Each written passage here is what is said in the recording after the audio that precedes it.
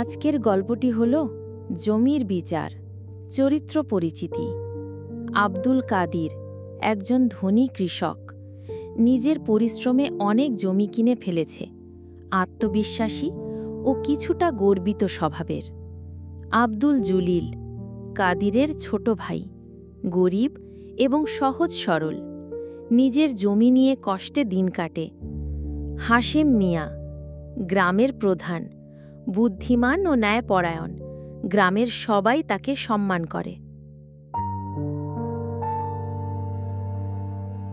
তা বাবা, কাদির আর জলিল, তোমরা এখন এই মুহূর্তে এখানে কি করো? তোমাদের কি কোনো অভিযোগ আছে?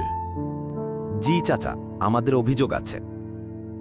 তা বাবা বলো তো, কি হয়েছে শুনি। চাচা, আমি অনেক কষ্ট করে এই জমিটা কিনেছি 5 বছর আগে।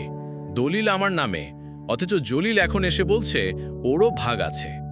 চাচা, বাবার মৃত্যুর আগে এই জমিটা আমাদের 2 ভাইয়ের নামে বলা হয়েছিল। কাদির ভাই তখন বলেছিলেন দলিল করে নিচ্ছেন শুধু আমাদের 2 ভাইয়ের পক্ষে সুবিধার জন্য। এখন পুরো জমি নিজের দাবি করছেন। দলিল যার নামে, জমিও তার।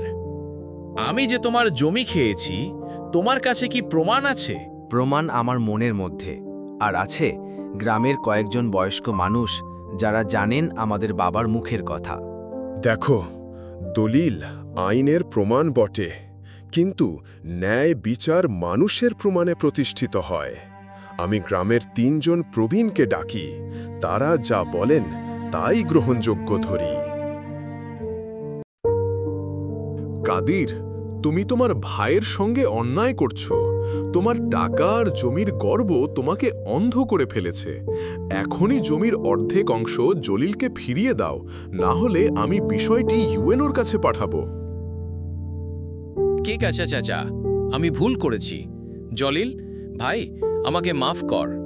আমি তোমার সঙ্গে অন্যায় করেছি। ভাই, জমি তো থাকবে না চিরকাল, কিন্তু সম্পর্কটা থাকুক। আমি সব ভুলে গেছি। এই হোক ভাইয়ের সম্পর্ক। জমি নয়, মানুষের মূল্য বড়।